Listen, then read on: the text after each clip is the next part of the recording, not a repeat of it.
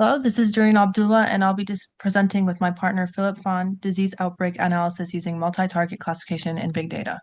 Our research question is how can we develop a scalable multi-target classification system to identify disease patterns across multiple disease categories through the exhaustive large data set.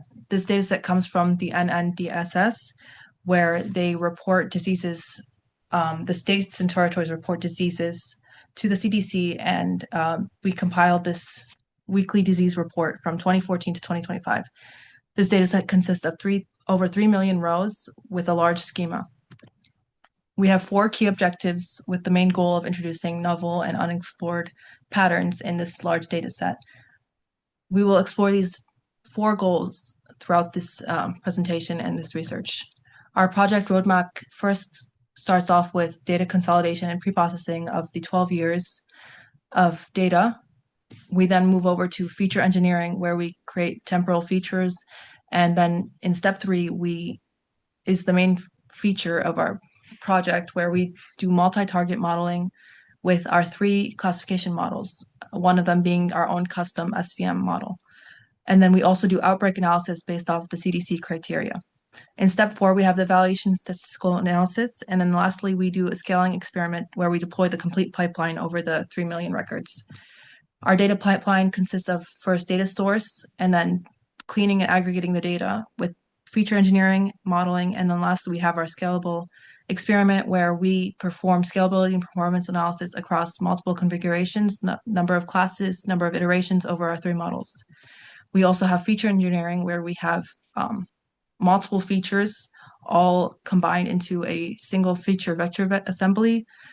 Some key aspects are the rolling averages, lagged features, and geographic features. All right, and now I'm going to talk about some of the observation of our data sets. And here is a number of classes. Next slide. And stop here. And so for the data set, we found out that SVN generally outperforms perceptron at 5 and 10 iteration, but however, at 20 iterations, like the results start to diverge, which perceptron is doing way better than both SVMs, which suggests that there might be a non-linearity over the data, and we are using a linear kernel. And the next slide, and the next slide, next slide, and next. Okay, here, as we can see, that as the number of class increases, like the accuracy decreases dramatically, and this is consistent because a random guess over 25 classes has less probability over a random guess over 10 classes. And next slide. So this is some of our statistical analysis. We order by reporting case by states and the top 15 diseases, and note the top 2. And next slide. So the heat map is diseases over time. As we can see, the top 2 dominated the map, and this does not mean our data set is completely imbalanced. In fact, the reporting happens at a weekly basis, and all of the data are reported. Next slide. And this heat map is a state over time, and which we have some of the more population dense states taking the majority of the case counts. Next slide. So this is a time series of the case by disease, and we can see the top 2 diseases are significantly more frequent than others.